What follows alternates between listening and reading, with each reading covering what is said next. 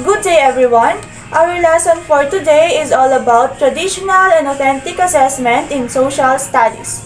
But before we start our discussion, let us play first our short activity. We call this jumbled words game. Bali, i-arrange lang yung mga letters para mabuo yung words and meron itong definition para meron kayong guide sa pagsagot ng mga jumbled letters. Let's start. Focusing on attainment of intellectual abilities and is focused on the cognitive skills. Next is a person who is trying to gain knowledge or skills in something by studying, practicing, or being taught.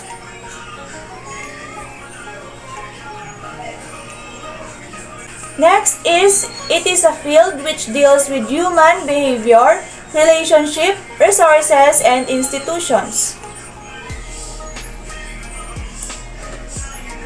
Fourth, the most effective assessment method should focus on a variety of goals that improve the student's psychomotor, emotional, and cognitive abilities.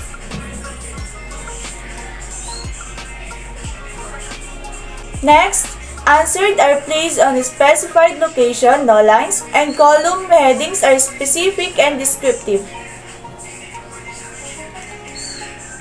Next, it is a guideline to promote validity and reliability in traditional assessment items, which point value is specified for each response.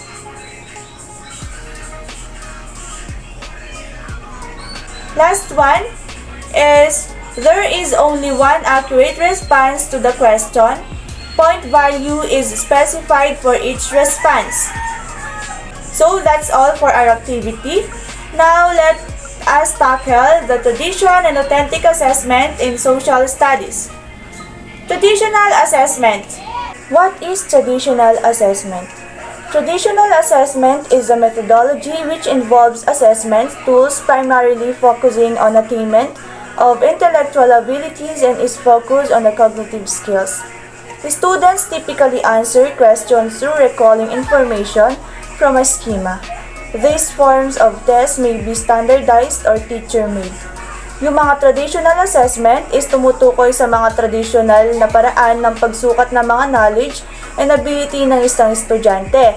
It refers to the tools such as multiple choice tests, true or false, fill in the blanks, matching types, and many others. Ito rin is karaniwang ginagamit sa mga paaralan and other institution para matukoy or masukat yung mga antas ng kaalaman ng mga estudyante sa isang particular na subject. Itong assessment na ito is may ilang mga katangian na kailangang isaalang-alang.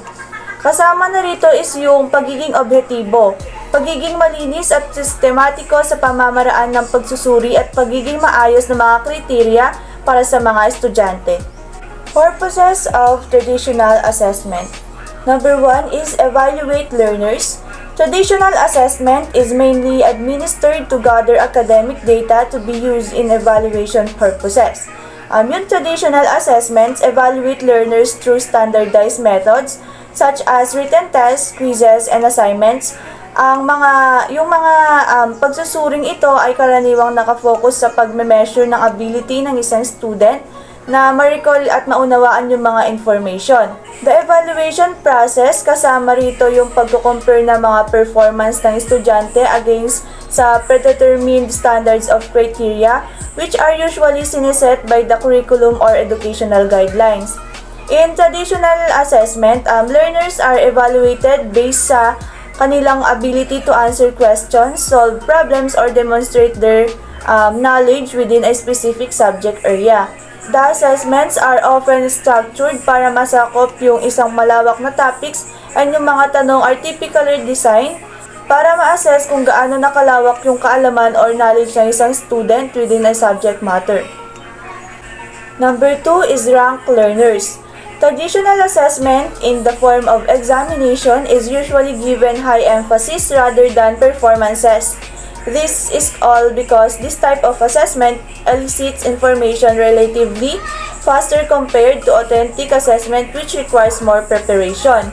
Traditional assessment typically ranks learners based on their performance on the standard tests, quizzes, and examination. Yung pag-rank is often determined sa pamamagitan ng mga scores na na-achieve in this assessment, which are pagkatapos is ipagka-compare nila yung mga scores ng iba or ng kanilang kaklase.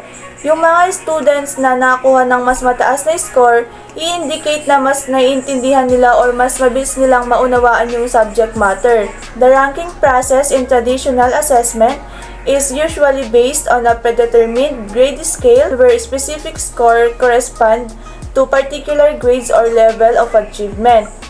These grades are commonly used to categorize students into different performance levels such as excellent, good average, and below average.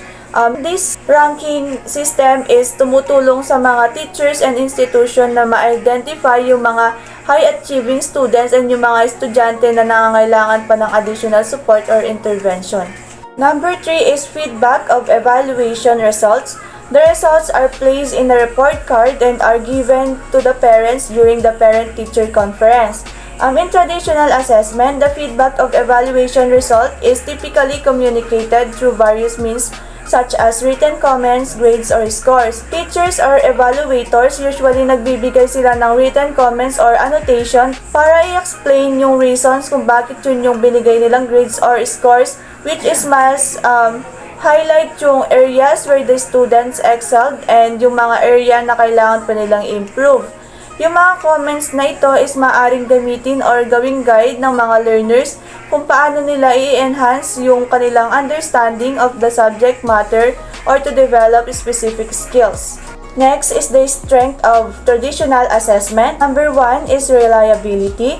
This is the main highlight of traditional assessment. Teachers are able to convert the different competencies required in the curriculum guide in the form of an objective type of test. Traditional assessment is considered reliable due to its consistent and standardized nature. Karaniwan itong na-involve as a well-defined scoring criteria and standardized testing procedures which aim to ensure the similar result will be obtained kung yung assessment were repeated under similar conditions. This reliability is crucial in educational setting dahil tumutulong ito sa pagbibigay ng pare-pareho and dependable measurements of student performance over time. Number 2 is validity. Traditional assessment becomes valid only when it answers the following questions. Number 1 is yung what is to be measured and yung number 2 is how consistently is it measured. This implies that valid assessment tools will allow the learners to score the same regardless of the date they take the exam and whoever administered the exam. Traditional assessment is considered to have validity when it effectively measures what it intends to measure. This means that the assessment accurately evaluates the knowledge, skills, and abilities that it claims to assess.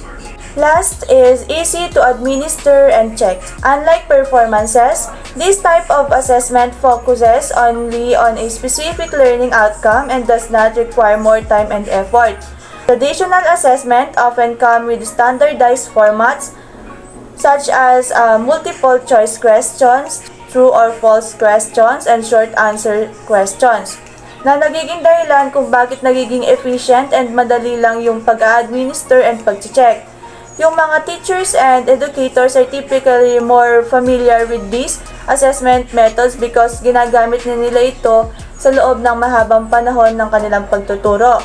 This familiarity makes it easier for them to develop and administer assessment and to interpret the result accurately.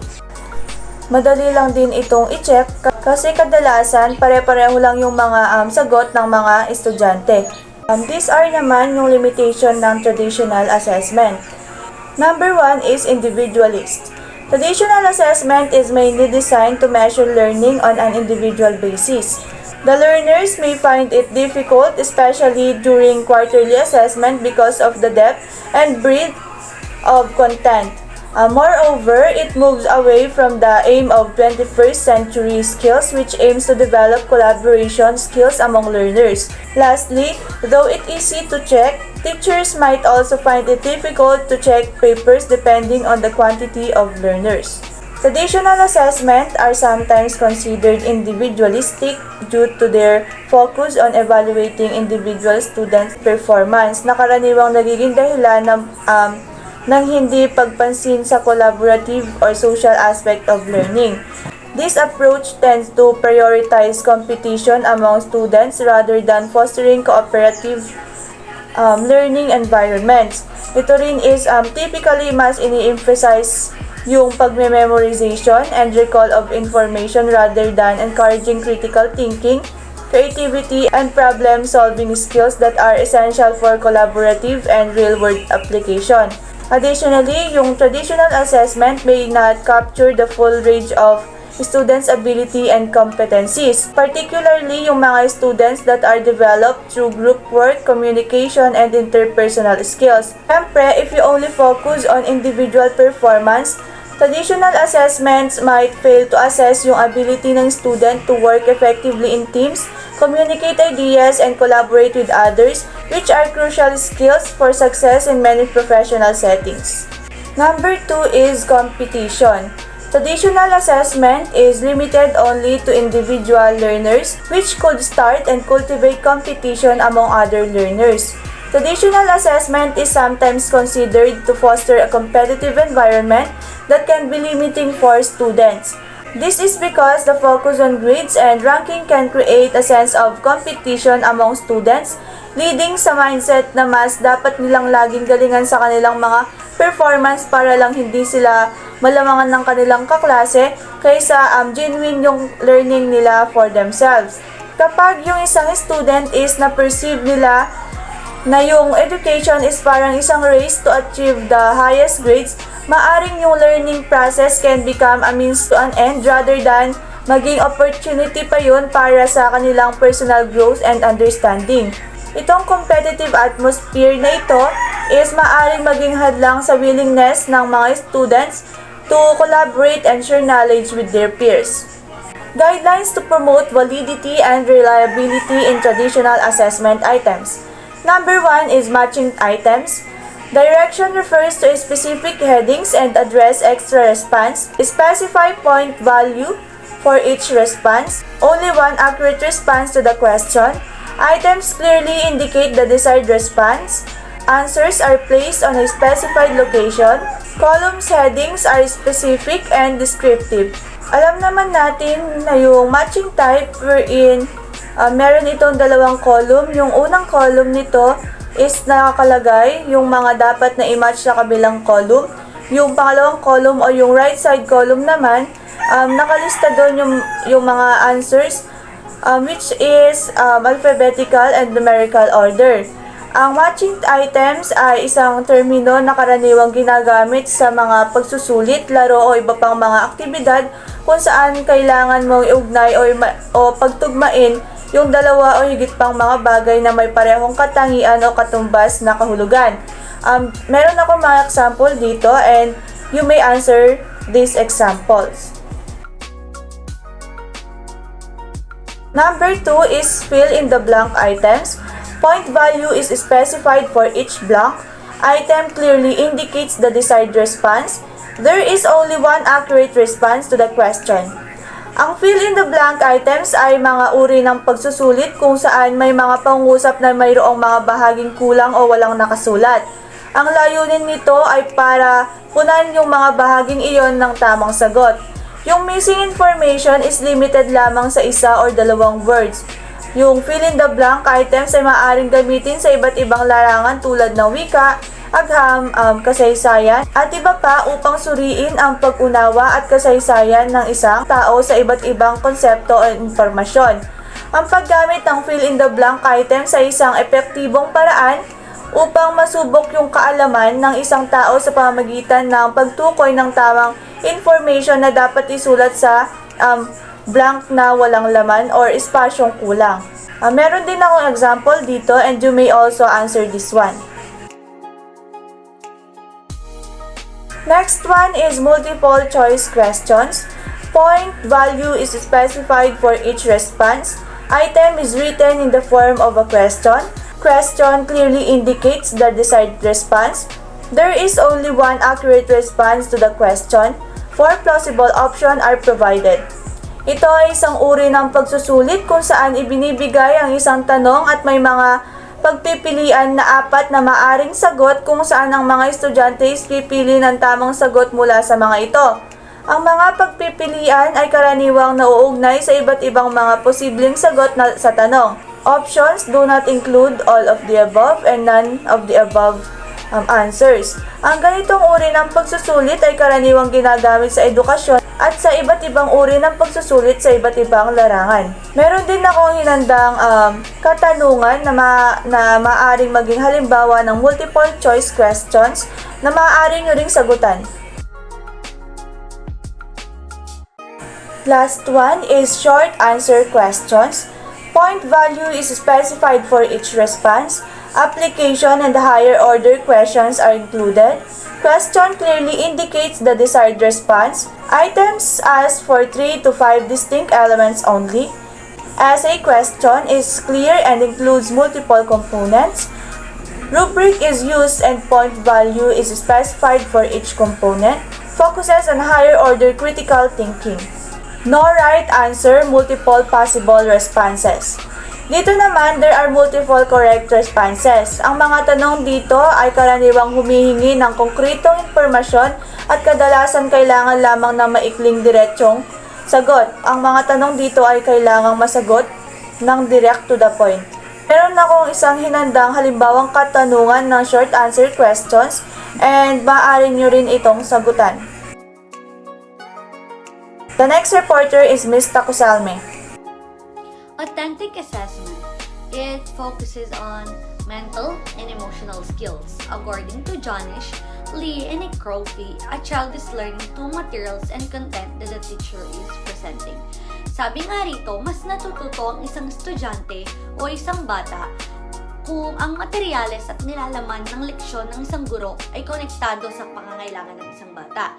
Kailangan bilang isang guro, kailangan natin niyakma ang mga materyales at nilalaman ng ating leksyon sa kung ano ba ang dapat at mga kailangan maintindihan ng isang bata.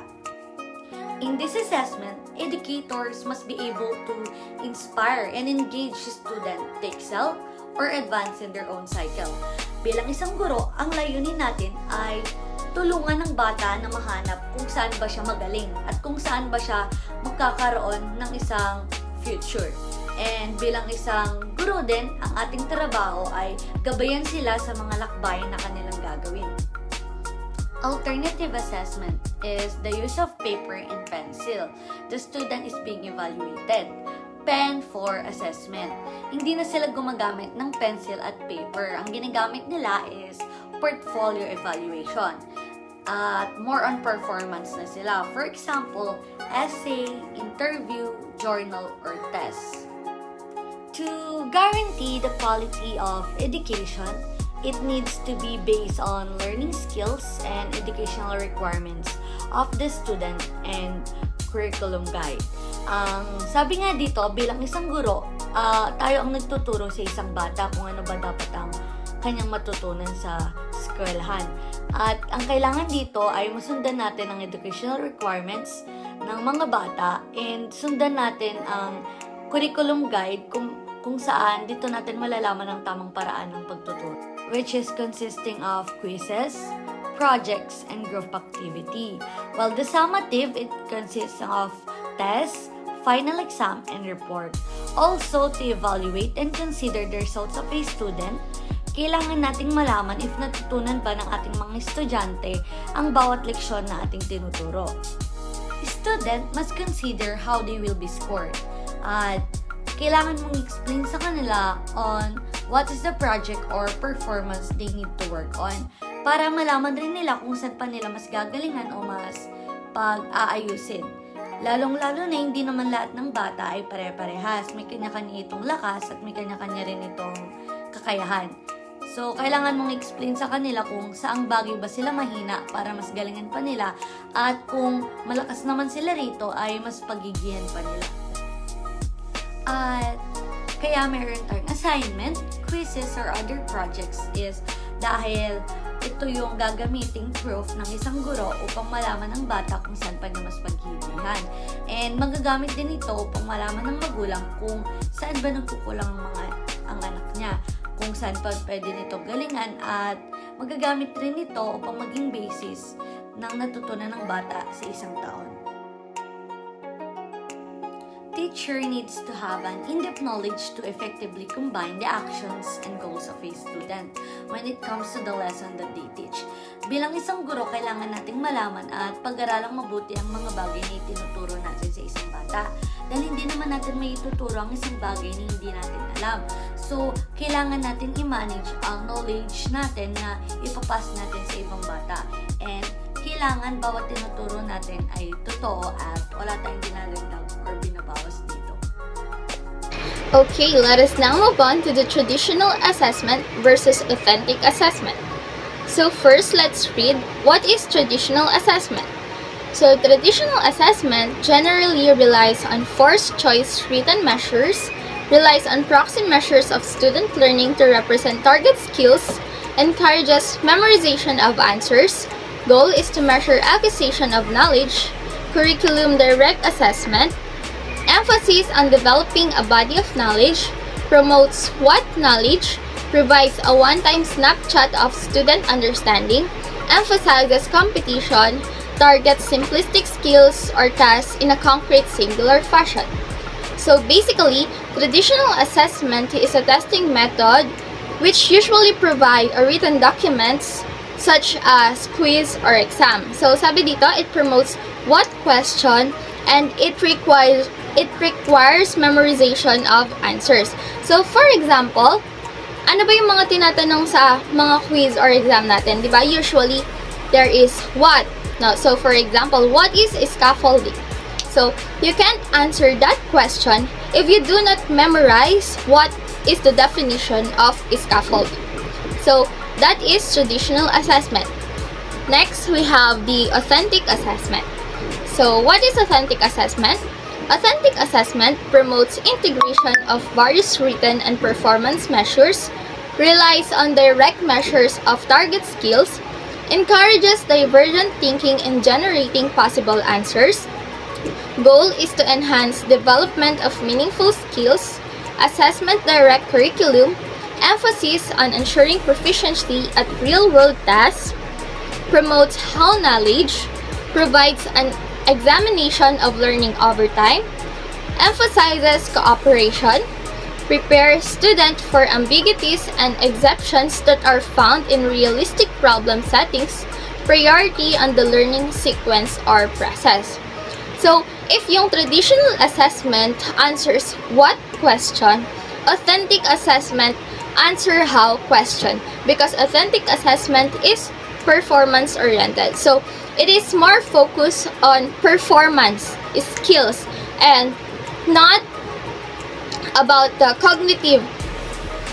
Like, hindi siya kagaya ng traditional assessment na focus siya sa exam, sa what. So sa authentic assessment, it promotes how, kung paano, it focus on your skills.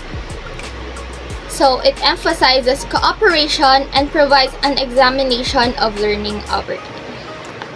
So, as you can see, it is apparent that both traditional and authentic assessment have their own concepts and applicability.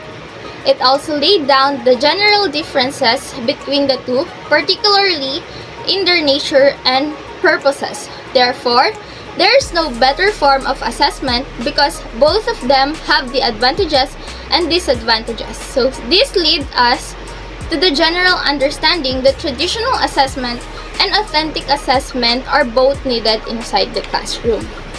So as you can see, both traditional and authentic assessment have their own purpose. Like the traditional assessment is its purpose is to evaluate the students if the students have learned the content, whether the student is successful in acquiring the knowledge.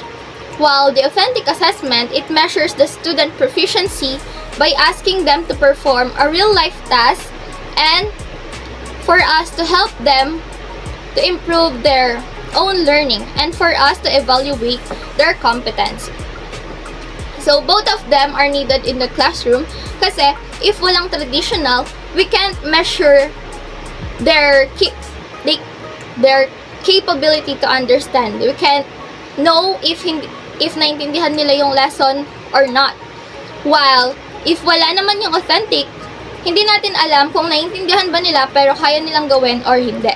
So both of authentic assessment and traditional assessment is important in classroom.